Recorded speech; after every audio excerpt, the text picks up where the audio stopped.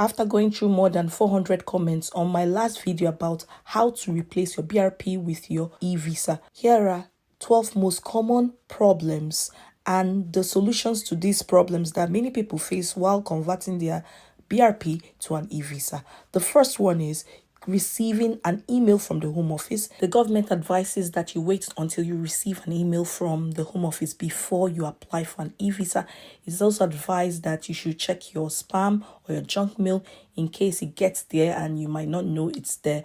Now, some people might have tried to submit an application without an email and they were successful, while some struggled. So I just feel follow what the government says. The second most common question I get is, what expiry date should you put on the application? Is it your visa expiry date or your BRP expiry date? I would suggest that you put the expiry date on your BRP card, which is often the last date of December 2024. That is what I used and it worked for me. The most common problem that many people complain about is no form. So they complain that they could not see any form to link their eVisa. When it says link your eVisa to your account and you click on continue, then something pops up like this, and then when you just click on confirm your identity, you might see something like this. Your screen will just go blank. That's what I mean by this. You see something like, we are fetching your form. This could happen at different stages of the application. You see, we are fetching your form. I might go blank. For some people, they said they couldn't see anything. It said you have no recent applications. A subscriber advised that the way he overcame this was by logging in back after a couple of days or weeks, and then you would be able to see some progression in your application. The form will pop up and you then continue the process. I feel you should just try this out. If not, just contact the eVisa department to place a complaint, which I will show you how to go about that. Next problem is NFC tags. Your phone needs NFC tags in order to read your BRP. The UK says you should use an iPhone or newer model or an Android phone that can make contactless payments. Some people struggle to read the chip. Sometimes it says wrong document, could not access chip, or chip not found. Then you need to check whether your phone has NFC. NFC is near field communication technology that allows two devices to communicate wirelessly. Now it's able to transfer data from your BRP card to your phone. And how do you check? You go to your phone settings, then you search for NFC. If it's not turned on, then just turn it on. NFC and contactless payment.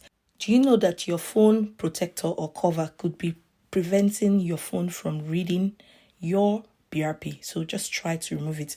I had to encourage my client to do so and remove the cover before we try to read the chip. The next one is to allow camera access. You need to allow your UKVI, that's the UK Immigration ID Check app, to have access to your camera.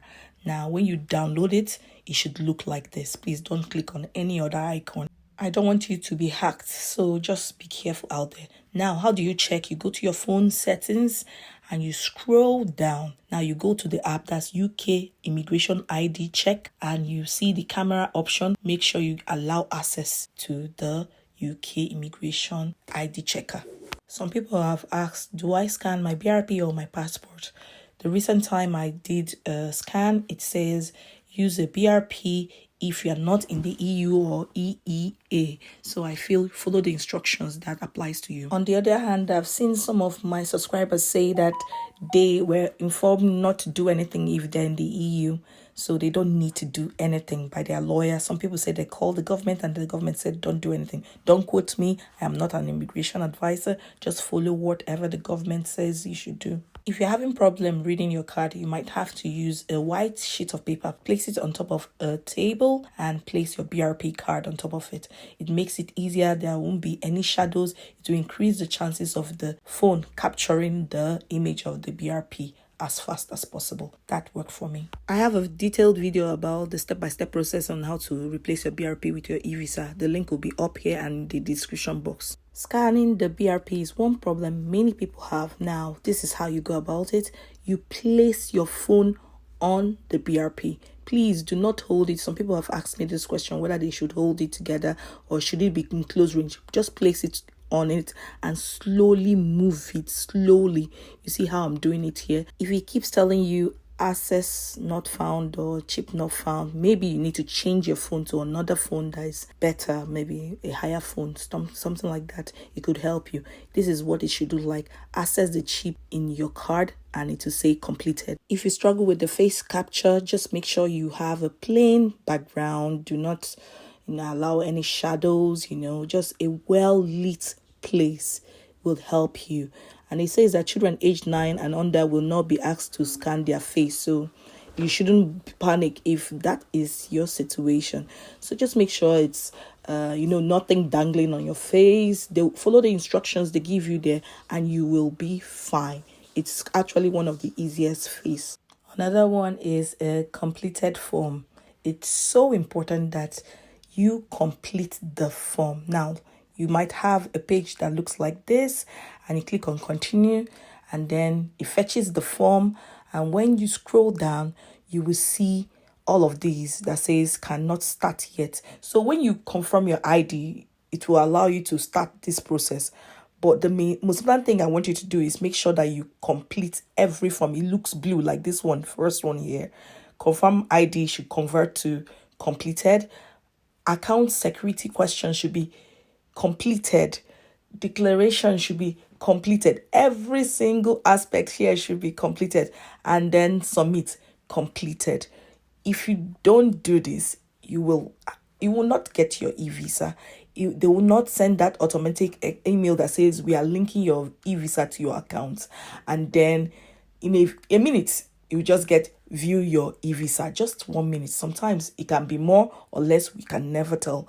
So it takes about 30 to 40 minutes to be able to complete this process if you don't do too many retakes in taking captures and all that. It could be less anyway. If your problem still continues, then you have to contact the eVisa department. I'll show you how you can go about it. See if you're struggling and someone has tried to help you. You have used someone else's phone and the problem still continues. Just go to the get access to your eVisa.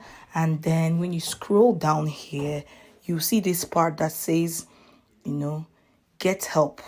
Setting up access to your eVisa. So when you open it, you say get help with your online home office application and just keep scrolling down. Just read everything there. It talks about assisted digital support that can be used to help with any home office application. For example, it states some of those things there.